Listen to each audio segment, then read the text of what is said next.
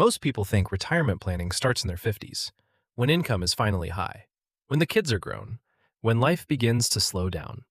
But financially, that's usually far too late. Because the most important money decisions in your life don't happen in one moment, they happen across decades. And each stage of life has a completely different financial job. What you should be doing with your money at 25 is completely different from what you should be doing at 45. And if you follow the wrong strategy at the wrong stage of life, it can quietly cost you hundreds of thousands of dollars over time.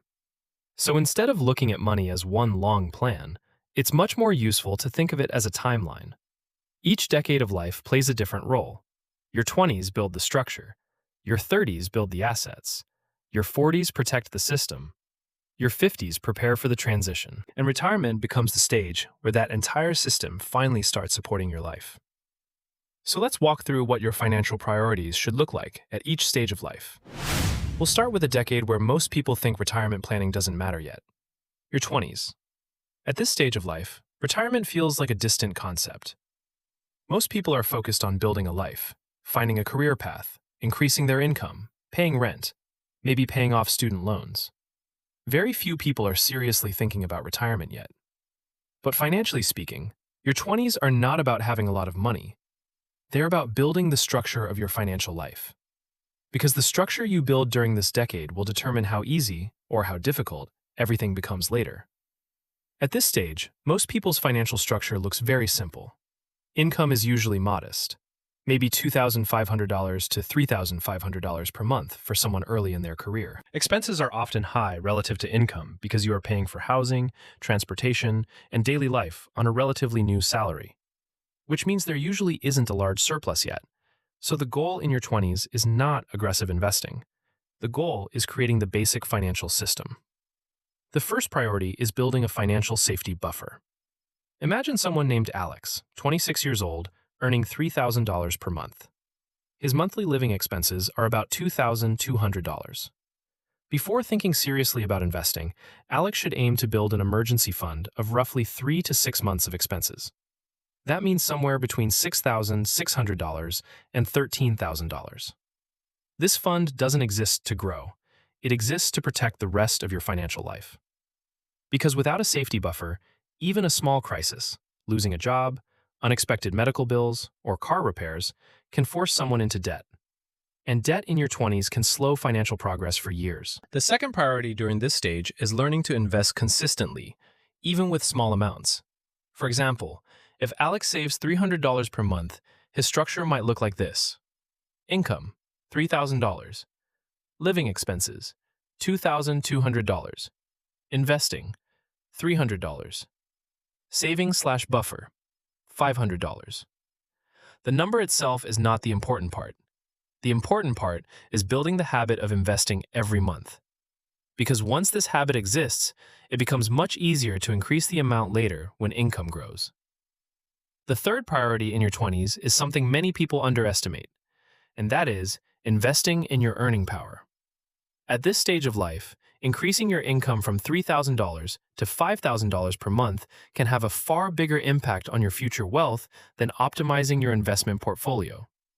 That might mean learning new skills, switching industries, improving qualifications, or building professional networks. Because the biggest financial advantage of your 20s is not the money you currently have. It's the potential to increase your income dramatically over the next decade. But there are also common mistakes during this stage. One of the biggest is lifestyle inflation too early. Someone receives their first real salary and immediately upgrades their entire lifestyle. Expensive cars, luxury apartments, high monthly payments, and suddenly their fixed expenses consume almost the entire paycheck. This makes saving and investing extremely difficult. Another common mistake is ignoring investing completely.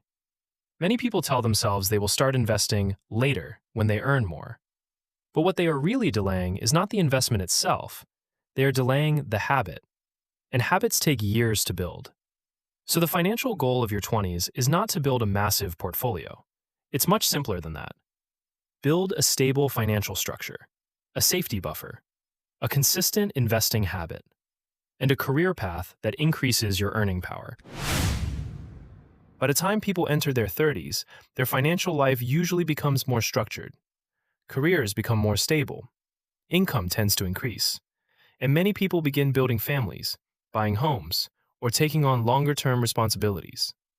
So the financial structure in your 30s looks very different from your 20s.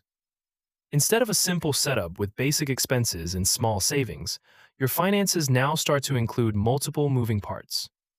Income might increase to something like $5,000 to $7,000 per month, but expenses also grow. Mortgage payments, childcare, insurance, household costs. So the challenge of your 30s is not simply earning more money. It's directing that higher income toward asset building instead of letting it disappear into lifestyle expansion. At this stage, the financial structure ideally begins to look like 3 layers. The first layer is stable living expenses: housing, transportation, food, insurance, and family costs. For example, imagine someone named Michael, 35 years old, earning $6,000 per month. His financial structure might look something like this. Income, $6,000. Mortgage and housing costs, $2,000. Family living expenses, $2,000. Insurance and fixed costs, $500. That leaves about $1,500 per month of financial flexibility. And this is where the real financial decisions begin. Because the second layer of the structure should be asset accumulation.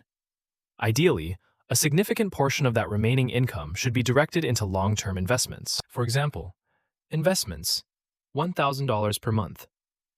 This could go into retirement accounts, index funds, or diversified investments designed to grow over decades.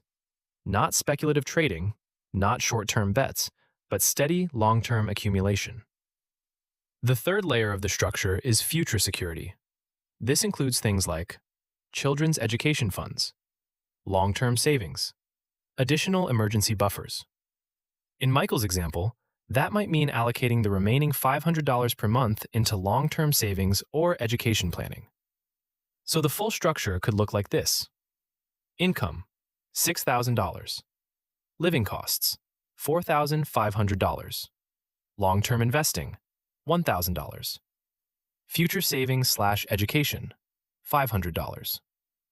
This structure may not look dramatic, but sustained over 20 or 30 years, it becomes extremely powerful. Because the 30s are often the decade where people have their highest financial capacity to build assets. Income is rising, but retirement is still decades away. That combination is rare. However, this stage also comes with one of the biggest financial traps people fall into. And that trap is lifestyle inflation.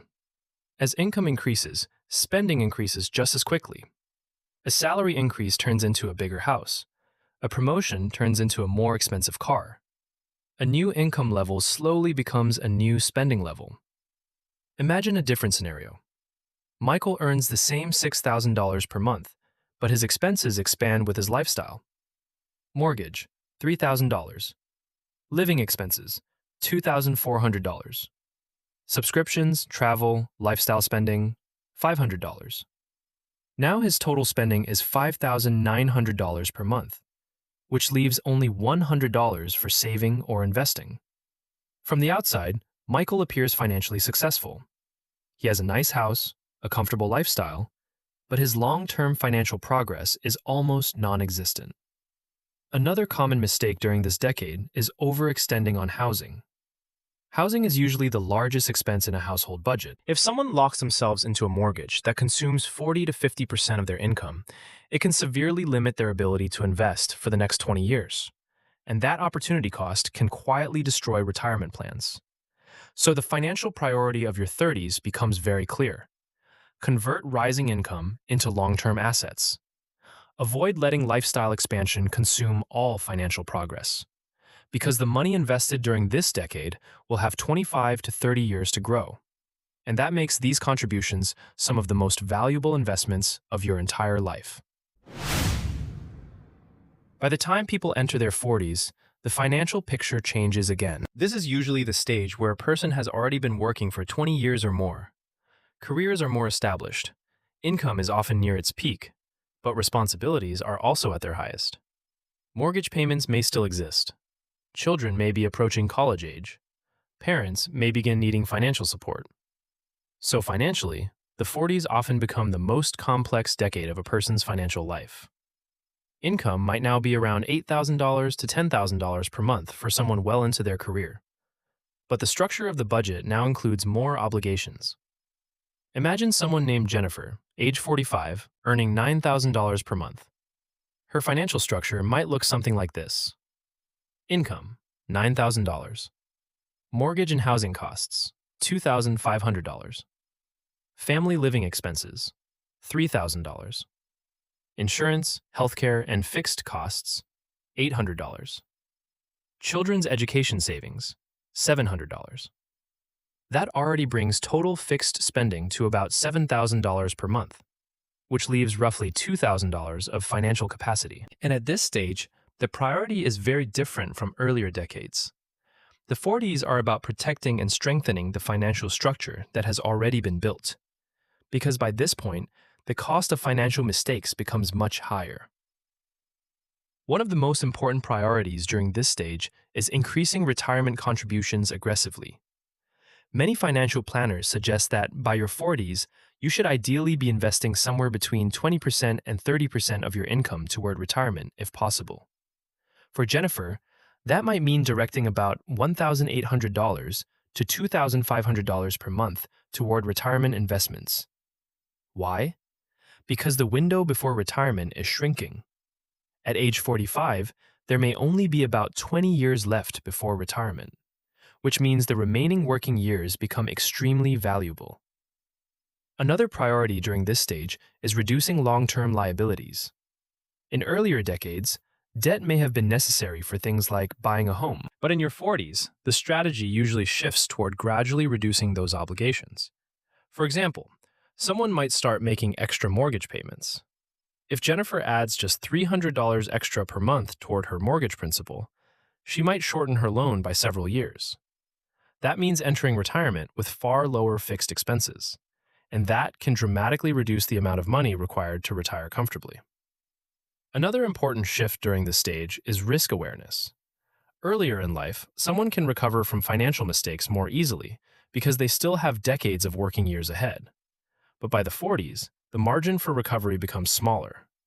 If someone takes a large financial risk at age 45 and experiences a major loss, there may not be enough time left for compounding to fully recover. So the goal becomes balanced growth, not aggressive speculation. This usually means building a diversified investment portfolio instead of concentrating heavily on a few risky assets. But perhaps the biggest mistake people make during their 40s is something surprisingly simple. They assume they still have plenty of time. Many people delay serious retirement planning until their 50s, but mathematically, the 40s are actually one of the most critical decades for retirement preparation. Because this is often the stage where income is highest, which means it is also the stage with the largest ability to save.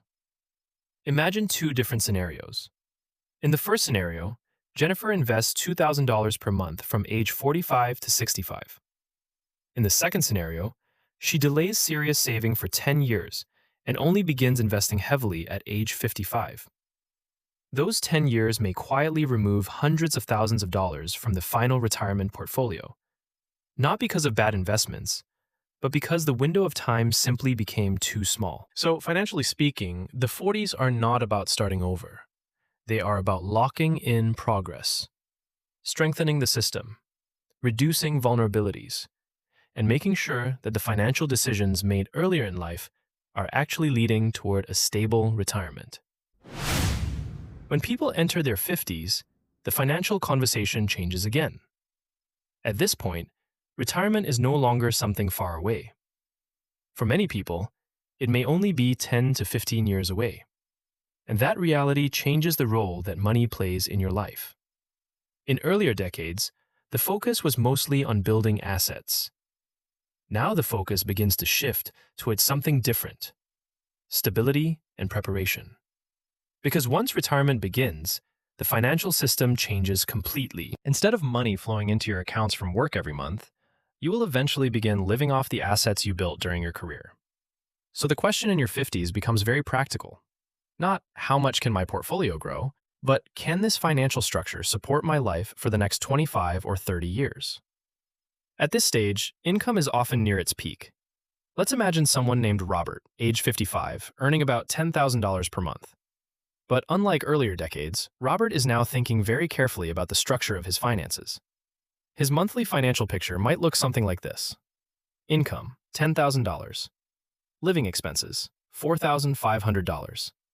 Mortgage, almost finished, $1,200.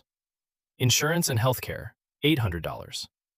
Total spending, about $6,500 per month, which leaves roughly $3,500 of financial capacity.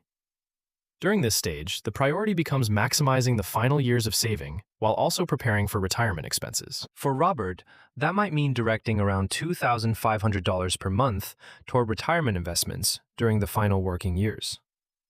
The reason is simple.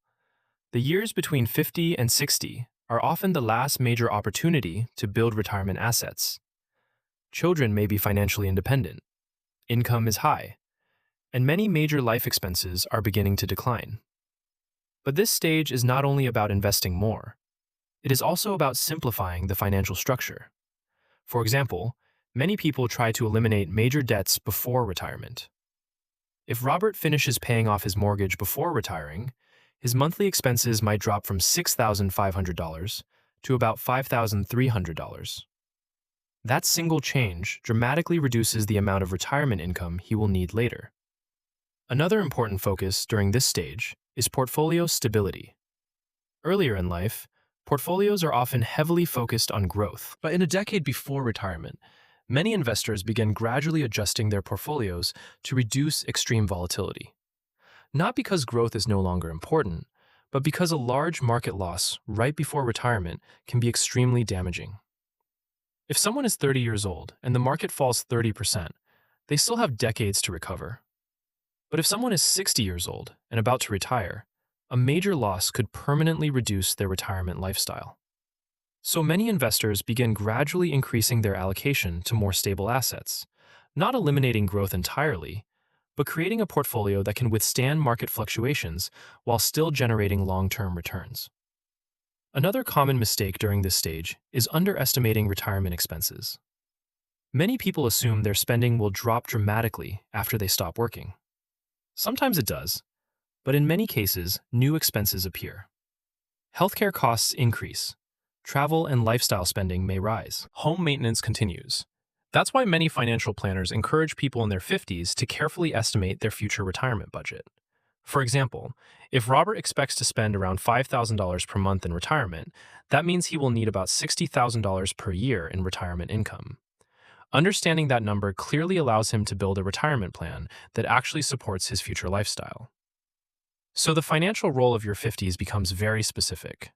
Strengthen the system, reduce major financial risks, simplify obligations, and prepare your financial structure to support a life that may last 3 decades after your career ends. And then eventually, retirement begins. For many people, this moment feels like the finish line. After decades of working, saving, and investing, the career chapter of life finally ends. But financially speaking, retirement is not the end of the plan. It's actually the beginning of a completely different phase, because the structure of your finances changes again. For the first time in decades, your portfolio is no longer being fed by a salary. Instead, it becomes the engine that supports your life. Let's imagine someone named Robert, who has just retired at age 65. Over the course of his career, he built a retirement portfolio of around $1.5 million. His house is fully paid off, and his monthly spending in retirement is about $5,000 per month, or $60,000 per year. At this stage, the goal is no longer aggressive growth. The goal is sustainable income.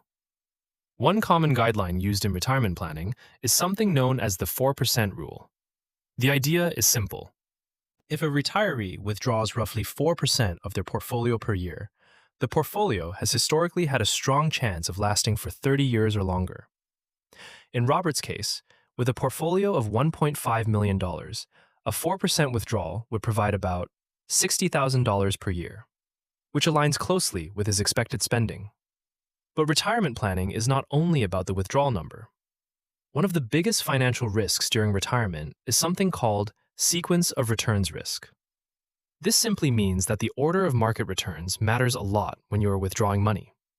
For example, imagine two retirees with identical portfolios and identical long-term market returns. One retiree experiences strong market growth in the early years of retirement. The other experiences a major market downturn during the first few years. Even if the average return over 20 years ends up being the same, the second retiree may run out of money much sooner. Because withdrawing money during a market downturn permanently reduces the size of the portfolio. That's why many retirement portfolios maintain a portion of assets in more stable investments. Not because retirees want to eliminate growth completely, but because they need a buffer against market volatility while they are withdrawing income. Another important shift during retirement is spending control. During working years, spending is supported by income. But during retirement, spending directly reduces the portfolio, which means every dollar withdrawn has to be considered carefully. For example, if Robert increases his spending from $5,000 per month to $7,000 per month, his annual withdrawal rises from $60,000 to $84,000. That may not seem like a dramatic change in lifestyle, but it increases the withdrawal rate significantly and could shorten how long the portfolio lasts. This doesn't mean retirees must live extremely frugally, but it does mean spending decisions need to be aligned with the sustainability of the portfolio. Healthcare also becomes a major financial factor during retirement. Medical costs often increase significantly with age, and many retirees underestimate how much healthcare will cost over a 20 to 30-year retirement period, which is why many retirement plans include a separate healthcare reserve. Despite these challenges, retirement can also be one of the most financially stable periods of life. If the system was built properly during earlier decades, the financial structure becomes much simpler. No more saving, no more accumulating, just managing a portfolio that generates income. So in many ways, retirement is the stage where the entire financial plan reveals whether it worked. Your 20s were about building the system. Your 30s were about turning income into assets. Your 40s were about strengthening and protecting that structure. Your 50s were about preparing the system for retirement. And retirement itself becomes the period where that entire structure finally does what it was designed to do: support your life. If you look at the entire journey, retirement planning isn't really about one single decision. It's about how your financial priorities change over time. Each decade has a completely different role. In your 20s, the goal isn't building a huge portfolio. It's building the financial structure, a safety buffer, a habit of investing, and most importantly, increasing your earning power. Because without those three things, nothing else in the plan works. In your 30s, income usually starts to rise, and that decade becomes the moment where you convert income into long-term assets. Not bigger lifestyles, not more expensive habits, but assets that will still be working for you decades later. In your 40s, the system becomes more complex. Responsibilities increase, expenses increase, and financial mistakes become more expensive. So the focus shifts toward protecting momentum, strengthening the portfolio, reducing major liabilities, making sure progress isn't quietly undone. Then your 50s arrive, and the entire conversation changes again. Because retirement is no longer theoretical, it's approaching. This is when the financial structure starts preparing for a new reality, a world where your portfolio must eventually replace your paycheck. Debt gets reduced, spending becomes more intentional, and the portfolio begins shifting towards stability. Finally, retirement itself begins. And at that point, the entire system flips. For decades, your job was to feed the portfolio. Now the portfolio's job is to feed your life. And if the earlier stages were handled correctly, something interesting happens. The financial pressure disappears. Your portfolio becomes a system that quietly supports your lifestyle. And that's the real purpose of retirement planning. Not chasing the highest returns, not predicting the market, but building a financial structure that evolves with your life. Because retirement success rarely comes from one brilliant investment. It usually comes from something much simpler: making the right financial decision at the right stage of life.